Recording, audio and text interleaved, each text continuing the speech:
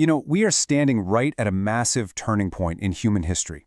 There's this technological wave coming, and it's about to completely change one of the oldest things we do, scientific discovery. And look, this isn't about slightly faster computers. This is about a brand new kind of scientist, one that isn't human at all. And that brings up a really wild question.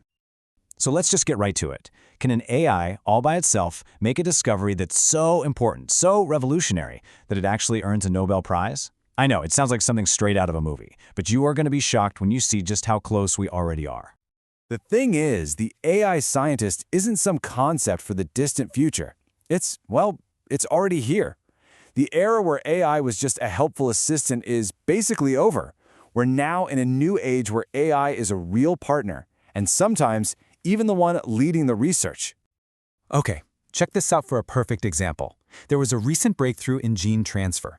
For the human research team, figuring it out took 2 full years. So they gave the same problem to Google's AI co-scientist with zero prior knowledge. It replicated the key discovery in just 2 days. That's not just speeding things up. That's a complete rewrite of how fast science can even happen. And what we're seeing here is a huge shift in how we even think about this stuff.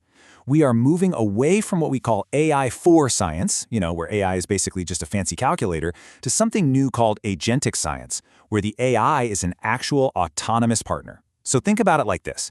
It's the difference between using a power drill and working side by side with another master craftsman who can help you design the whole project from scratch. So, the big question is, how does an AI actually do science? It's not just about crunching a ton of numbers. It's this really sophisticated multi-step process that, in a way, mirrors our own scientific method. And in some ways, it's already going way beyond it.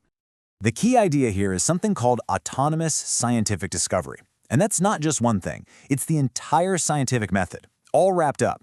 The AI can come up with an idea, design an experiment to test it, run the experiment, analyze the data, and then, this is the crucial part, learn from those results to come up with an even better idea. It's a complete self-improving loop. So what does that actually look like? Well, using Google's AI co-scientist as our example, it starts with generation, just creating totally new hypotheses. Then comes reflection, which is amazing. The AIs literally debate and critique each other's ideas, kind of like a super fast digital peer review. The best ideas move on to ranking, where they compete in tournaments, and finally, they get improved through evolution, which is just this constant cycle of self-critique. And you've got to understand this isn't just happening in one little corner of science, not even close. This new way of doing discovery is just exploding across pretty much every scientific field you can think of. So, in the super abstract world of pure mathematics, there's a platform called FunSearch. It basically pairs a big language model with another AI that checks its work. And it has already found new solutions to complex problems that are better than anything any human mathematician had ever come up with. Then you look at physics, and the scale is, it's literally cosmic. An AI came up with these really unorthodox, kind of weird designs for gravitational wave detectors, designs humans hadn't thought of, that could massively increase our ability to see things like black holes colliding. And how much of an increase are we talking about? 50 times. Let that sink in. A single AI insight could increase the volume of the universe we can actually see by a factor of 50. I mean, can you even imagine what we might find out there? And then in biology, the impact is so immediate, so personal. You've got AlphaFold 3, which can now predict the structure of basically every molecule of life. But now, other AIs are going beyond just predicting things to actually discovering new drugs that are already being tested on humans in clinical trials today. These individual discoveries are absolutely incredible, right? But what might be even more profound is that we are now building an entirely new ecosystem just for AI scientists to work in. The very foundation of science is being rebuilt from the ground up.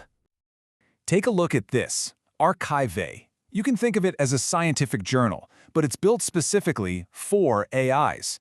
On this platform, AI agents can submit their own research papers, review each other's work, and improve their ideas, all at machine speed. It's a version of the scientific process made for our new autonomous partners.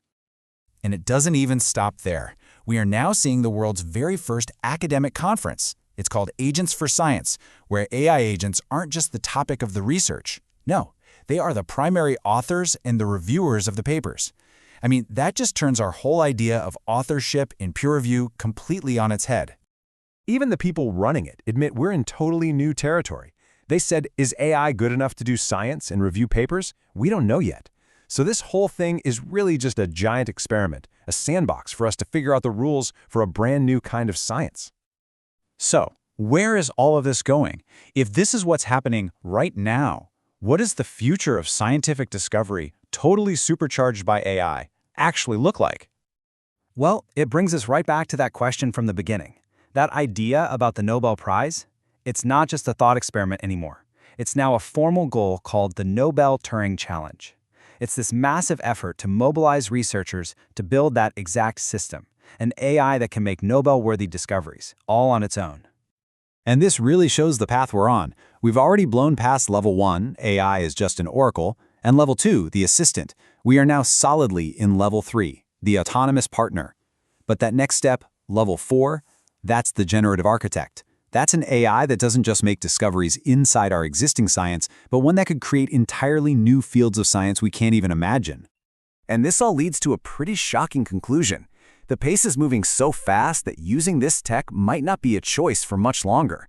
As one researcher put it, science without strong support of AI agents will soon be irrelevant.